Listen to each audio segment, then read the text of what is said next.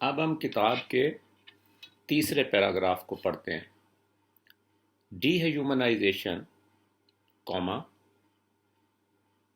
which marks not only those whose humanity has been stolen, comma, but also bracket, though in different way bracket, those who have stolen it, comma, is a distortion of the vocation of becoming more fully human. اچھا جی، D humanisation کا مطلب ہے، جیسے میں نے پچھلے paragraph میں کہا، غلامی یا انسان سے گھٹا کر اس کو غلام بنا دینا، یا اس کو کمتر بنا دینا، یا اس کو محکوم بنا دینا. یہ صرف ان لوگوں پر نشان نہیں لگاتا جن سے انسانیت چھین لی گئی ہے، یعنی جن کو غلام بنا دیا گیا یا جن کو محکوم بنا دیا گیا، بلکہ یہ ان لوگوں کو بھی نشانہ بناتی ہے جنہوں نے یہ انسانیت چھینی ہوتی ہے. یعنی ایک، آپ جانتے ہیں، حاکم یا حکم میں دو رشتے ہوتے ہیں، ایک حاکم حکم دینے والا اور ایک محکوم جو اس کی خواہشات پر عمل کرتا ہے. لہٰذا آزادی میں بھی دو ہی سیکٹر یا فیکٹر ہوتے ہیں، ایک وہ جو آزادی چھینتا ہے اور ایک وہ جو جس کی آزادی چھینی گئی ہوتی ہے. تو یہ اس کی طرف اشارہ ہے. It is a distortion of the vocation of becoming more fully human.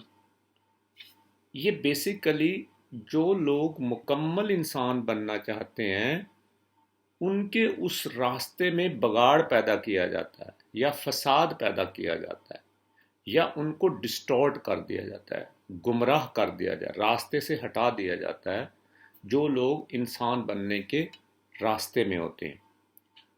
This distortion, جیسے آواز ہم سن رہے ہیں واضح اور اس میں سے ڈسٹورشن ہوتی ہے اور ہم واضح نہیں سن سکتے، یعنی وہ چیز جو انسان کے بننے کے درمیان میں ابہام پیدا کرتی ہے، بگاڑ پیدا کرتی ہے، اس کو صحیح سمجھنے نہیں دیتی، اس کے لیے یہ لفظ استعمال کیا occurs within history. اچھا، یہ بگاڑ صرف اب کا نہیں ہے، یہ تاریخی طور پر موجود ہے اور تاریخ میں ہی اس کا وجود ہے. Colon semicolon but it is not an historical vocation. مگر یہ کوئی تاریخی شعبہ یا کسب یا پیشہ نہیں ہے. انڈیڈ در حقیقت to accept dehumanization as an historical vocation would lead either to cynicism or total despair. اگر ہم غلامی کو تاریخی حقیقت تسلیم کر لیتے ہیں یا ڈی ہیومنائزیشن کو تاریخی حقیقت تسلیم کر لیتے ہیں تو ہماری یہ سوچ ہمیں مایوسی یا قنوطیت پسندی کی طرف لے جاتی ہے اور ہم اپنی آزادی کے لیے جدوجہد چھوڑ دیتے ہیں.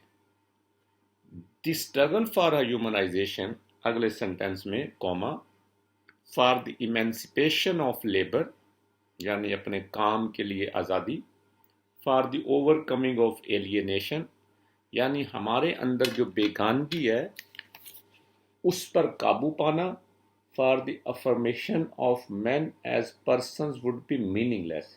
یعنی اگر ہم چاہتے ہیں کہ ہم لوگ اپنی بیگانگی، اپنی مایوسی اور اپنی قنوطیت پسندی یا اس قسم کی سوچ پر قابو پائیں تو ہمارے لیے اپنی سوچ کو سمجھنا بہت ضروری ہے اور ایک ایسی سوچ ڈیولپ کرنا ضروری ہے جو ہمارے اندر امید پیدا کرتی ہے.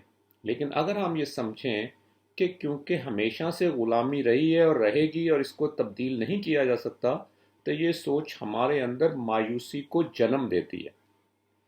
This struggle is possible only because dehumanization. کون سی اسٹرگل؟ انسان کے مکمل بننے کی اسٹرگل.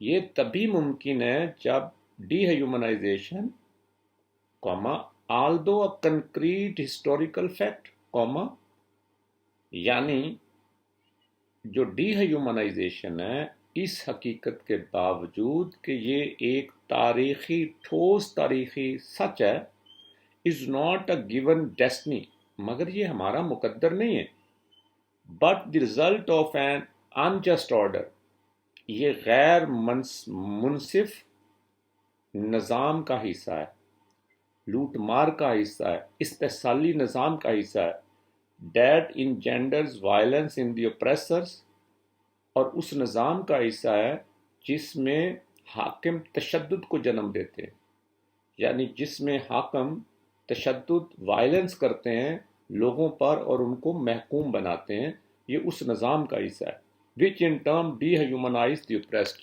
جو اپنی باری کے لحاظ سے محکوموں کو غلام بنا دیتا ہے۔ تو ایک لحاظ سے اگر ہم یہ سمجھیں کہ انسان کی غلامی ایک تاریخی قسمت میں لکھا ہوا نہیں ہے، بلکہ یہ اس غیر منصف یا غیر منصف معاشرے کا حصہ ہے جس میں ظلم، تشدد، استحصال موجود ہوتا ہے، اور یہ وہ سب چیزیں ہیں جو انسان سے گھٹا کر اس کو کمتر انسان یا غلام یا محکوم بناتی ہیں۔